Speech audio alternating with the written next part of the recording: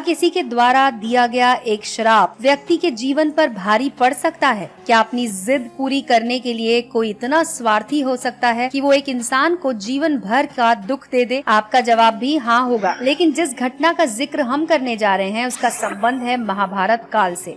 महाभारत में एक घटना राजा ययाति के जीवन से संबंधित है, जिन्हें शुक्राचार्य ने श्राप दिया था, जिसकी वजह से उन्होंने अपनी जवानी खो दी थी। असुर गुरु शुक्राचार्य मृत संजीवनी, एक ऐसी दवा जो मृत इंसान को जीवित कर सकती है, उसके रहस्य को जानते थे। इसीलिए वृषपर्व उनका बहुत सम्मान करते थे। शुक्राचार्य के अत्यधिक लाड़ प्यार ने उनकी एकमात्र संतान देवयानी को बिगाड़ दिया। वो इतनी जिद्दी और घमंडी हो गई कि वो किसी को अपने सामने कुछ नहीं समझती थी। एक दिन राजा वृषपर्व की पुत्री शर्मिष्ठा शुक्राचार्य के पास उनकी पुत्री को स्नान के लिए झील ले जाने की अनुमति मांगने आई। शुक्राचार्य ने शर्मिष्ठा की बात मानकर अपनी पुत्री देवयानी को झील पर स्नान करने भेज दिया। सभी कन्याएं झील में नहा रही थी कि अचानक बहुत बड़ा तूफान आया, जिसकी वजह से सभी के कपड़े इधर उधर उड़ गए और गलती से शर्मिष्ठा ने देवयानी के कपड़े पहन लिए। शर्मिष्ठा को अपने वस्त्रों में देखकर देवयानी आग बबूला हो उठी और शर्मिष्ठा को भला बुरा कहने लगी।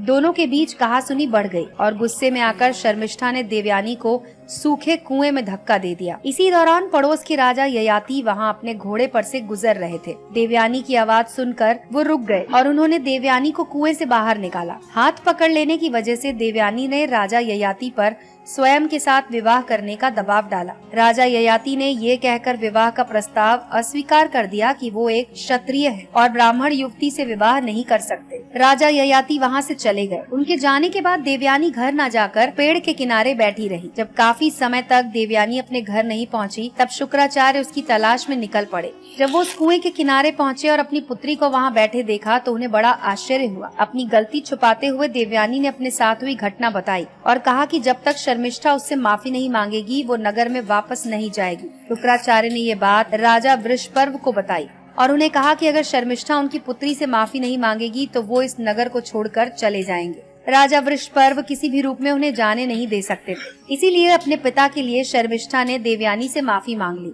देवयानी का मन इतने से नहीं भरा। उसने शर्मिष्ठा से कहा कि उसे आजीवन उसकी दासी बनकर रहना होगा। शर्मिष्ठा जानती थी कि देवयानी उसका अपमान करेगी, लेकिन फिर भी उसने ये शर्त स्वीकार कर ली। एक दिन राजा ययाति दोबारा उसी मार्ग से गुजरे और उनकी मुलाकात देवयानी से हुई। देवयानी ने शर्मिष्ठा को अपनी नौकरानी के रूप में राजा से मिलवाया और कहा कि ययाति को उससे विवाह कर लेना चाहिए। राजा ने देवयानी की बात मानकर उससे विवाह कर लिया। दोनों के 2 पुत्र हुए। देवयानी अत्यधिक क्रोधित अवस्था में अपने पिता शुक्राचार्य के पास पहुंची और उन्हें सारा हाल कह सुनाया। शुक्राचार्य ने क्रोधावेग में ययाति को श्राप देकर उसकी जवानी छीन ली। ययाति उनके सामने गिड़गिड़ाए और माफी मांगे। उनकी हालत देखकर शुक्राचार्य और देवयानी को उन पर तरस आ गया।